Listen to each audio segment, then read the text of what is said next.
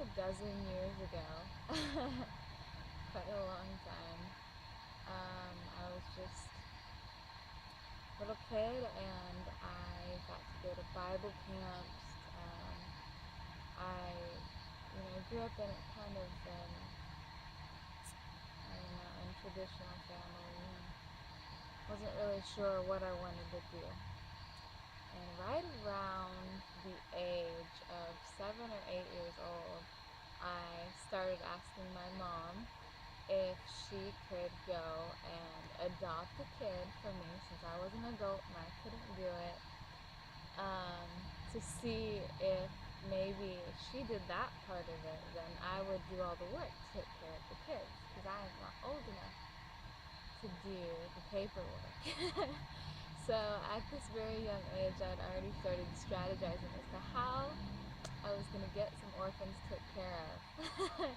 And that's just kind of where everything started blooming in my heart. I was probably about 8 years old at that time. I'd already started going to um, a summer camp called Piney Woods GA camp, and it was just the light of my life every year.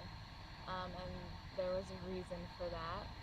There was a missionary there, and every day after lunch at the camp, we would go and we would all these little girls, and I being one of them, would go and listen to him tell these vibrant stories about being a missionary in China, in Libya, and in Zimbabwe. And I was completely and totally enraptured by everything that he had to say, all of the stories and the way that the Lord worked in miraculous ways. I was taken from that point on. So that's where it all started. I went through teenagerhood, we'll call it that, and I became very complacent. I didn't know what to do with myself. I thought, well, there's a lot of options out there, but I don't think I want to let go of this missionary thing. And went through my teenage phases and all of that, and when I was about 16 years old, the Lord came to me and He said, you can't let go of this dream. You cannot let go of everything I told you that you were purposed for. That's all still there. That's all there just for you. And so I knew that I had to keep on looking at the path of a missionary and keep on striving after it. This is Coco, my dog that I grew up with. So anyways, when that happened, it was really a cornerstone. I had been through some of the hardest things that I have ever gone through in my life during high school, during those years, and I could have very easily been taken out by the devil, but the Lord obviously had different plans. As the Lions Beacon House, year by year, takes one more step in helping orphanages and in just looking after those that we've come across in Zimbabwe who need help. So I'm just excited to tell you all about my backstory and how all of this came to be and why this is my life calling. So anyways, I'm sorry, I'm so excited to talk to you guys. So I cannot help but laugh and smile a little bit right now. I'm just overjoyed.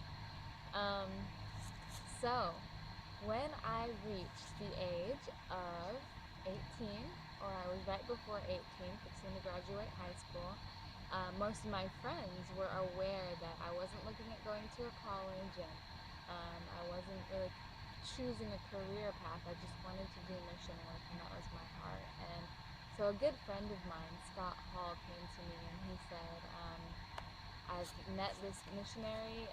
He was sharing about an orphanage, and I know that missions is your thing. So here's his email, he was just speaking there and he's the founder of an orphanage. Maybe you guys should talk. I said, okay, 17, 18 years old, laid back about it, no big deal. Didn't have any idea that it was going to turn into my life calling and just had no idea that so many things were going to be happening or going to be coming my way. So I started emailing the founder of this orphanage in Zimbabwe, in the country of Zimbabwe. And of course I was excited when I realized it was the country of Zimbabwe. I hadn't chosen any country to focus in on being a missionary to. I'd had some ideas of India and I think maybe one other place, but nothing chosen, nothing that felt like confirmation from God. So when I heard that this guy I was going to be emailing was from Zimbabwe, I thought I think that's a God thing, because the person that inspired me in the first place, that missionary way back in GA camp, Zimbabwe was one of the places that he went to, and it was the place that was so tattooed on my mind and the place that he spoke of in the most fiery and passionate way.